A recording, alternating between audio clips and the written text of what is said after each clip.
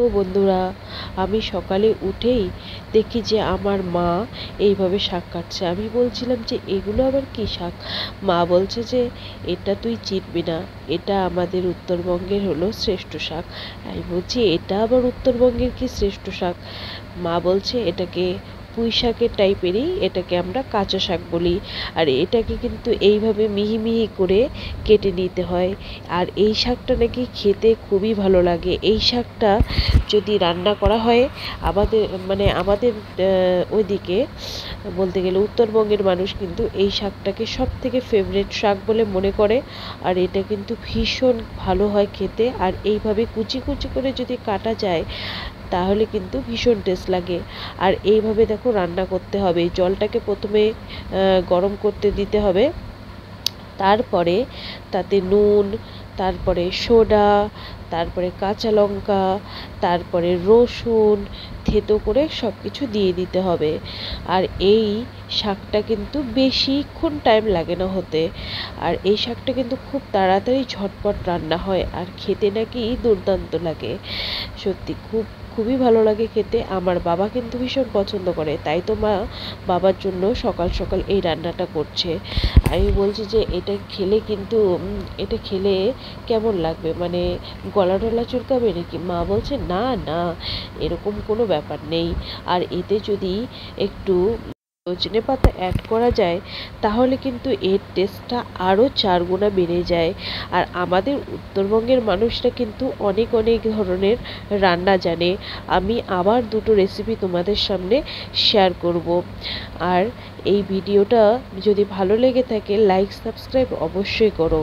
আর আমাদের উত্তরবঙ্গের মানুষরা জানিও যে এই জিনিসটা তোমরা চেনো কি না। আর আমি হরপ করে বলতে পারি যে আমাদের উত্তরবঙ্গের অধিকাংশ মানুষ এই কাঁচা শাক মানে পুঁই শাকটাকে তারা চেনে। আর এটাকে কিন্তু সব রকমভাবে খাওয়া যায় না, শুধু একরকমভাবে খাওয়া যায়। আর এতে দেখো আমি সজনে পাতা অ্যাড করব বলে মাকে ছিঁড়ে দিচ্ছি। মা বলছে এই যে সজনে পাতা কিন্তু ভীষণ ভালো লাগে, তাই সজনে পাতা ছেড়ে দিলাম। আর এদিকে সজনে পাতা ধুয়েই ভালো করে ছাড়িয়ে নিয়ে কিন্তু মা ওই তরকারির মধ্যে অ্যাড করবে। আর খেতে কিন্তু মজাদার লাগে, খুবই ভালো লাগে খেতে।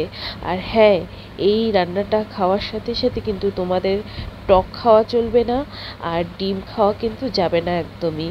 শুধু তোমরা মাছ ভাজা নিলে নিতে পারো, আর সব রকম ভাজা ভুজা নিলে নিতে পারো। খুবই ভালো লাগে খেতে।